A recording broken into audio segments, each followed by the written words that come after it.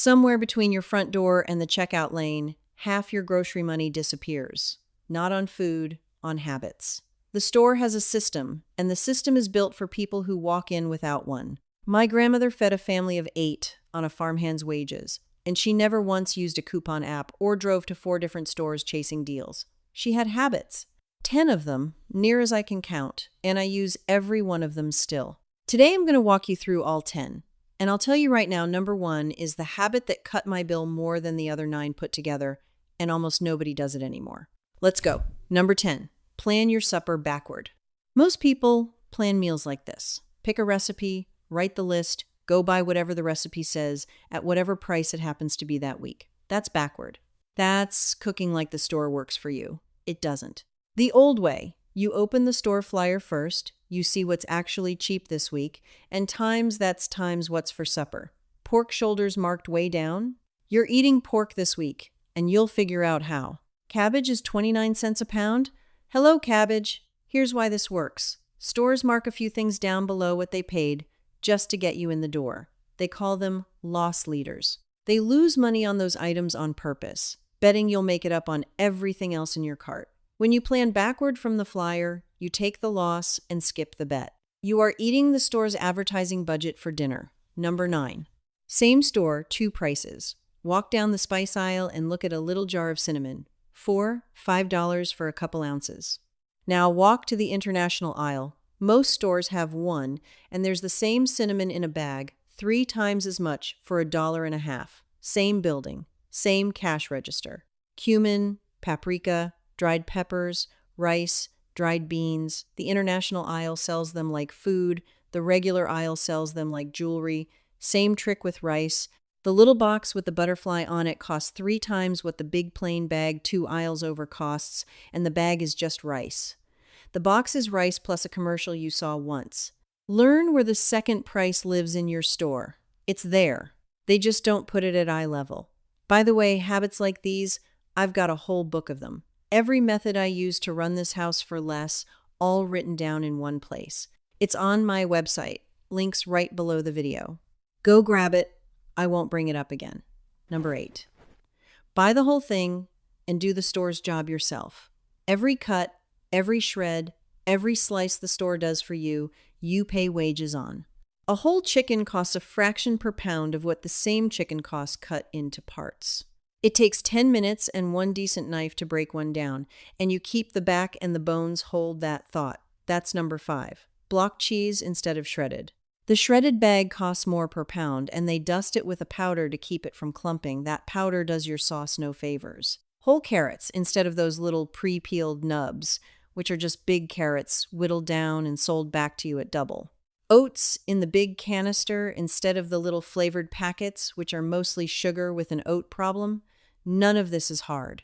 It's 10 extra minutes a week, and it's real money every single week, forever. Number 7. Learn your store's markdown clock.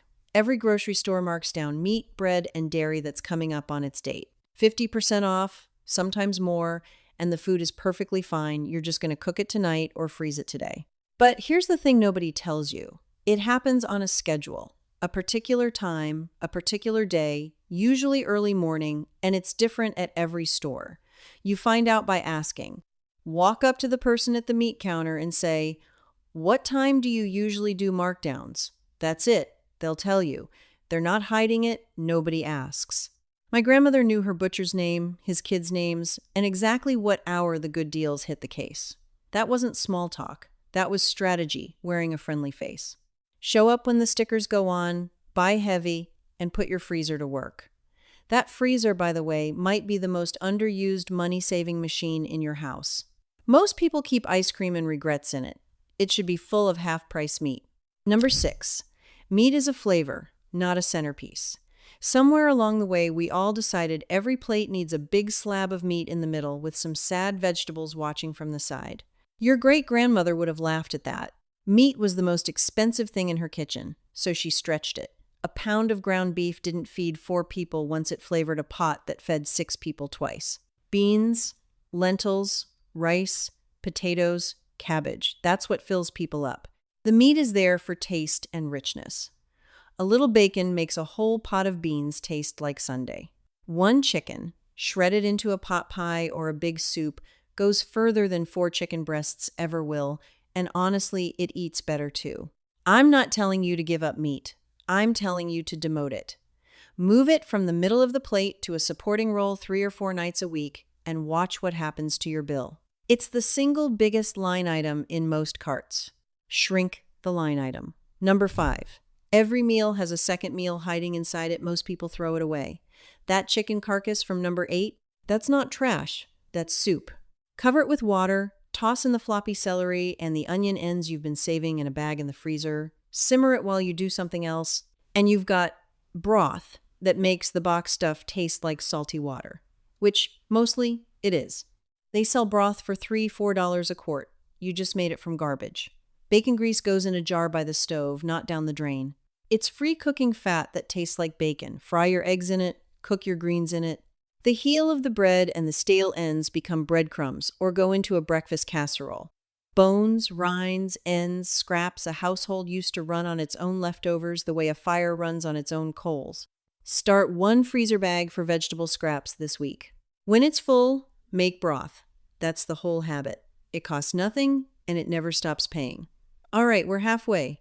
And I want to say something before we keep going, because the back half of this list is where it stops being about tricks and starts being about how you think. The first 5 save you money at the store. The last 5 change how much store you need in the first place. That's a different thing entirely, and it's the part that actually cuts a bill in half. So stick with me and remember, number 1 is the habit the sale tags are counting on you not having. Number 4, the date on the package is not the day the food dies. Best by, sell by, use by. Those little stamps make people throw out an unholy amount of perfectly good food. And here's what most folks never learn. For almost everything in the store, those dates aren't about safety. They're about quality and shelf rotation, the maker's guess at when the food is at its very best, and the store's tool for cycling stock. Food does not go from fine to dangerous at midnight on the stamp day. Eggs keep for weeks past that date in the fridge. Old test works every time. Put the egg in a bowl of water. Sinks and lies flat. It's fresh. Stands up. Use it soon. Floats. It's done. Milk. Smell it. Your nose knows before any stamp does. Hard cheese with a spot of mold? Cut an inch around it and carry on. That's what people always did. Canned goods and dry goods last far, far past the date on the label. Now use sense. If something smells wrong, looks wrong, or a can is bulging, out it goes, no arguments. I'm not telling you to eat bad food. I'm telling you to stop throwing away good food because a stamp told you to. Every bag of groceries that goes from your fridge to your trash can, you bought twice and ate never. Number 3, shop your own shelves first. Before you write a grocery list, go stand in front of your pantry and your freezer and actually look. Most households have a week of meals, sometimes 2, already sitting in the house. Bought, paid for, and forgotten behind the newer stuff. So here's the habit. Once every season or so, have a pantry week. You buy almost nothing. Milk, maybe some fresh produce, and you eat the house down. That can of salmon from who knows when becomes salmon patties. The 3 half bags of pasta become one big bake. The mystery freezer packages get identified and dealt with. It feels like a game. The kids can get into it, and it does 2 jobs at once. It turns food you already paid for into meals, and it shows you exactly what you keep buying that you don't actually use. If you've thrown out 3 expired jars of the same thing over the years, you have learned something about your shopping list. Free groceries for a week, plus an education. Not bad. Number 2, pay with cash. I know, nobody wants to hear this one. But my grandmother had envelopes, one for groceries, cash inside, and when the envelope was empty, the shopping was over. Not sad about it, not negotiating with herself. Over. Here's why it works, plain as I can put it. When you tap a card, nothing happens. No weight leaves your hand, no number changes in front of your eyes. The stores know this. It's exactly why they'd rather you tap. But when you hand over 2 20s and get back coins, you times it. And when you're standing in the aisle holding something you don't need, and you know there's $42 left in the envelope and half a week to go, that item goes back on the shelf all by itself. You didn't need discipline. The envelope did the deciding. Try it for 1 month. Take out your grocery budget in cash, leave the card home, and watch what you suddenly stop buying. Most people find $50 to $100 a month they were spending without ever deciding to. And number one, keep a price book. This is the big one. This is the habit that makes every other habit sharper, and it's the one that's almost completely died out. Here's the problem it solves. Right now, today, do you know what a fair price is for a pound of butter, for chicken thighs, for a dozen eggs? Not roughly, actually. Most people don't. And if you don't know the real price of a thing, then the store gets to tell you what a deal is. That big yellow sale tag, plenty of the time, that's not a lower price. That's a regular price wearing a costume. They print the tag because the tag moves product, and they know full well almost nobody in the building can call their bluff. The price book calls the bluff. It's a little notebook or your phone, fine, where you write down what you actually pay for the 15 or 20 things you buy over and over. Butter, eggs, milk, cheese, ground beef, chicken, flour, coffee, whatever your house runs on. Item, price per pound or per ounce per unit. That's the important part, because they shrink the packages on you and keep the price the same. And the unit price is the only number that can't lie to you. Takes 10 seconds in the aisle. Within a month or two, something changes in your head. You know that butter bottoms out around a certain price at your store, and when it hits that number, you don't buy one, you buy 6 and freeze 5, because butter freezes beautifully. Prices at the grocery store roll in cycles, a few weeks around and back again, and once you can see the cycle, you stop paying the top of it. You buy everything at its bottom, in quantity, and you skip it the rest of the time. That's the whole game. You stop shopping for what you need this week at whatever it costs, and you start stocking what your house uses at the price you've decided to pay. A sale tag has no power over a woman with a price book. She just looks at the tag, looks at her little notebook, and puts it back. I have done that 100 times, and I will tell you, it never stops feeling good. Now, let me say the quiet part, because it needs saying.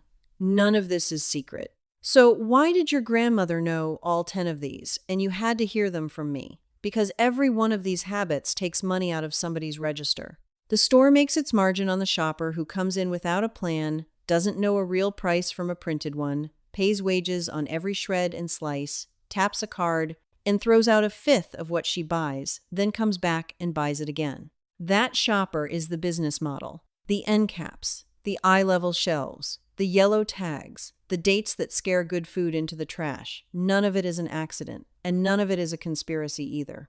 It's just a store doing what a store does to people who walk in without a system. You walk in with one, and the whole building works for you instead. So here's your first step, and it's small. This week, pick 10 things you buy all the time and write down what you pay per unit. That's it. That's the seed of the price book, and it takes 5 minutes at the kitchen table with your receipt. And tell me in the comments, what did your mother or your grandmother do at the grocery store that nobody does anymore? I read every one of these, and half my best ideas come straight from you all. Next time, I'm going to show you what to do with all that half-price meat from the markdown shelf, how I cook once and eat 4 times without anybody at my table complaining about leftovers. You'll want that one. I'll see you then.